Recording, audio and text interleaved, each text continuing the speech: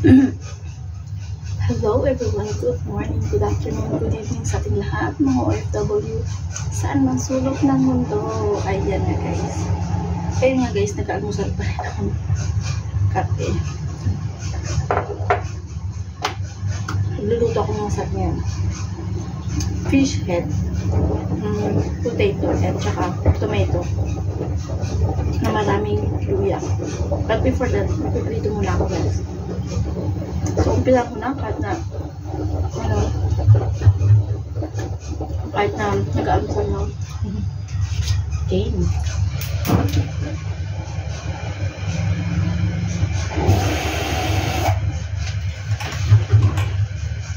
Ito muna ito para hindi ako ma-luminan. Ayan.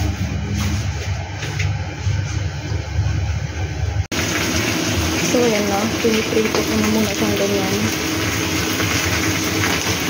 Nagulakasan ko na lang yung apple para ano siya. Diba ang dami? Yan. Fish yan guys. Ay. Ito yung ayaw ko.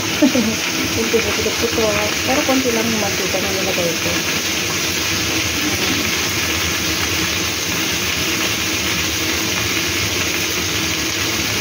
Kailangan pipilin pa nga mabuti yan. Itagan ko pa kung yung mantika. Ayan na naman.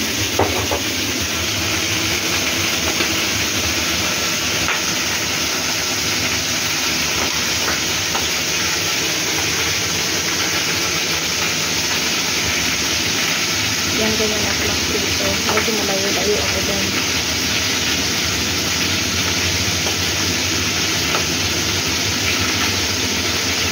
Tapos mamaya babalik ka rin ito. Wala. Ayan, nabalik ka rin siya. Pero hindi pa saan ito yan. Kailangan ito muna. Ito yung mag-prito. Siguro mga 50% nakapito ito. Kasi ulo yan eh. Kaya masarap yan sa sabaw. Ito naman yung ulo nito. Lapisan ko ng kapoy para mabilis mag-ito. Ito nahirap mag-prito nyo nun. Tudo. Hindi ko ako. Ayoko kong lumabit. Ayoko kasi matalaan kita. Ngayon kang kita. Masakit sa kamahal.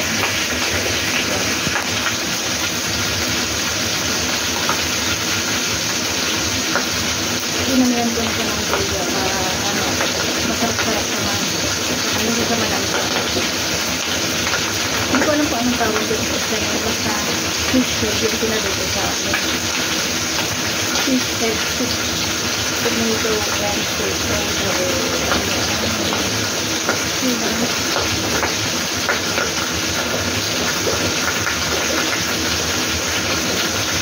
Yan po ito. 30 seconds. Babalikan ko na siya. Titignan ko yun. Lilipat ko yung kabila. Kasi pag malakas kasi ako, lalong malakas din yung silang soup. Ayoko nang nagsilang sinakain. Nagkakit sa kamay. Diba? Nabilis lang yan. Guys lang yan guys. Ayan na, nabaliktad ko na. So, paglit na lang yan. At, okay na. Malapit na. Ayan. Build-up na siya yung pagkaka-prito. Pero magbababas pa ako dyan ng mantika na hindi ko hindi ko lalagay lahat yung mantika kasi mamantika yung masyado mataba yung fish head niya. Kailangan ko magbawas ng mantika niya. Ayan, pumuputok-putok pa rin siya guys. Pero mukhang masarap na ito. Pero hindi ko na yung tatanggalin yung niya, yung ganyan na yan, isipit ko, no? Pati yung kasama yung isda niya. Kasi, ano naman yan eh. Buo-buo naman siya. So, ayan, malapit na. Well done na siya guys. Let's wait for a minute. laging mainit. Ayun, masakit nga, natalansikan na rin ako, no? Patayin ko mo rin pa lang. Itatanggalan ko siya ng mantika. Wait lang tayo, guys. Ayan, set aside ko muna to. Ito yung na-plate ko kasi magpabawas ako ng mantika niya dyan.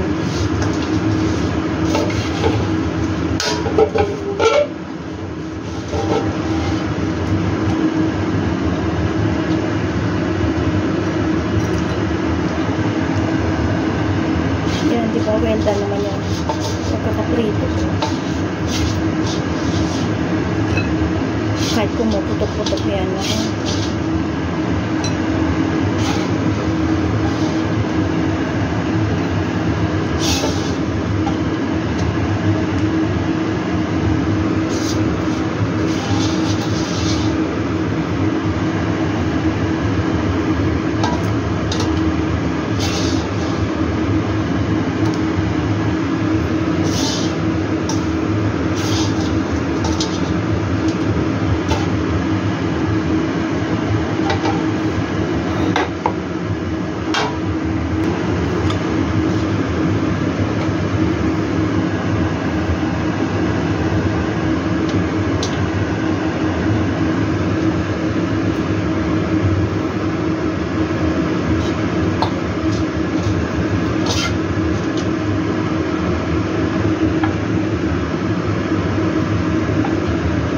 Kunin ko rin yung ano.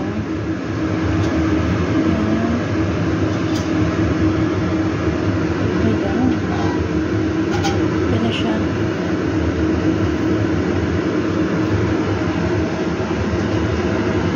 Lahat yan nag-take up. Ayan. Pinakulan ko na yung ano. Kamatis tsaka patatas. Tapos nagdudugap ulit ako ng luya. Ayan, para masarap. And then, unti-unti na ako naglalagay ng eto. Bali, binalawan ko lang ng konti kasi ayoko na masyadong mamantika. Nakamayin ko na para hindi siya madulas. Ayan. Diba?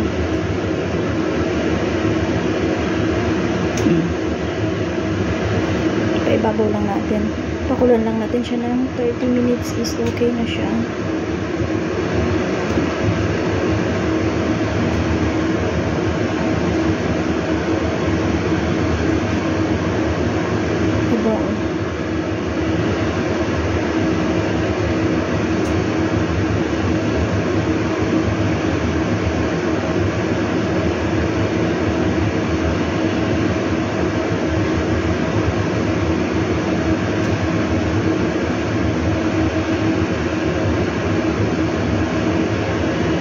Pwede pang kainin yan guys, yung ano niya, yung loob niyan kasi mayroon siyang laman-laman na konti.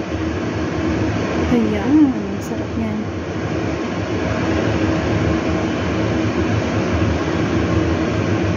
Hindi ko na ilalagay yung konting ano, kasi nga mamantika.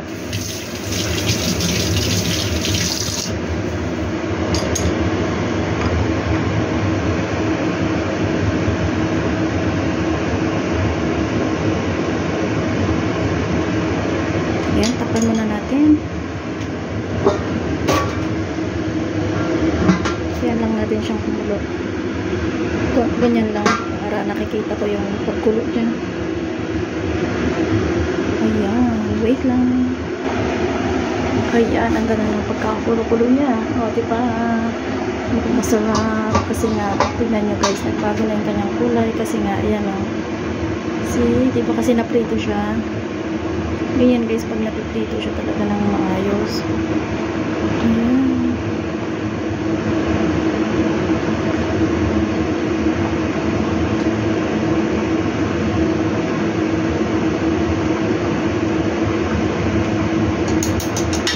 Lalagyan ko na siya ng lasa niya. Lagyan ko siya ng asin.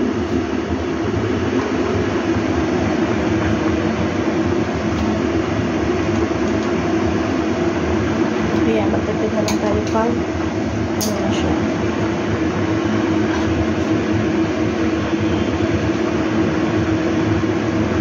Yummy. Sarap niyan. Tapos dudurugin ko pa yung ano niya. Sarap yan dinudurog yung kamatis niya. Itna natin para matudurog siya ng maayos. Yan. Diba? Nagkukulay pula-pula na rin siya. Natural na natural. Lagay ko sa gitna yung kamatis. Kasi nandun yung bula niya eh. Yung ano yung pagbuboil niya ng maano. Oh, diba?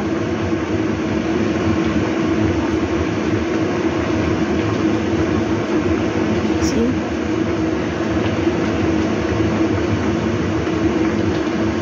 Kasi lumalabas yung kulay niya. Ayan. Titikman ko na siya.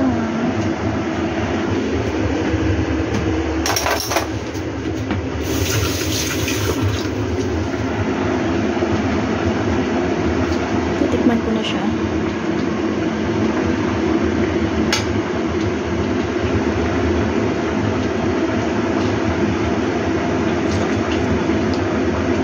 Sarap. Isa pa nga.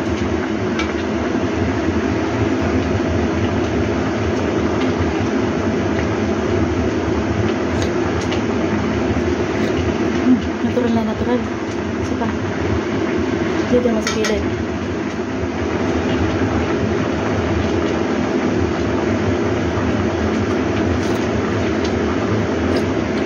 Sakto lang yung ano niya. Nilagay ko asin niya.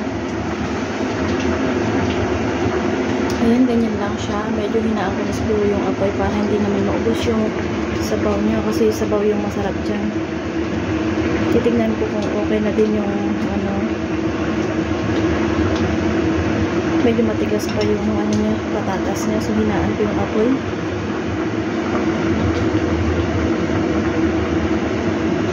Hinaan ko yung apoy niya para maluto siya. So, ayan no. Ganyan kasarap guys magluto. Kahit na ulo lang siya, no? Tapos pag prinito mo ng mabuti, no? Pag prinito mo siya ng mabuti, mag-ano na yan, mag-spread yung lasa niya, pati yung iba yung kulay niya, nagbago siya, no? Puti, namumuti talaga siya, at lumalabas talaga yung sustansya ng isda, no? Ganyan, sustansya ng buto ng isda. Kasi guys, masustansya talaga yung isda. Lalo na pag ginawa mong soup, no? Ayan. So, tapanan natin. Saglit na lang yan guys. Ayan. Mahinang apoy lang. Mahinang apoy lang. Gagawin natin para hindi maubos yung sabaw. At eto na yung finished product. Ayan nga guys. O, see? Diba? Ang ganda. Ang sarap. Ang gandang tingnan, no? Ayan. Ngayon natin siya ng ayan na siya. O, diba? Yung kamatis niya talaga is nadurog. Talagang sinadya ko yan guys. Tapos yung laman-laman niya, yan. Pwede pa siyang kainin, no? Pwede pa siyang kainin yung laman niya. O, see? Buo-buo pa rin siya kasi nga naweldan ko siyang ano.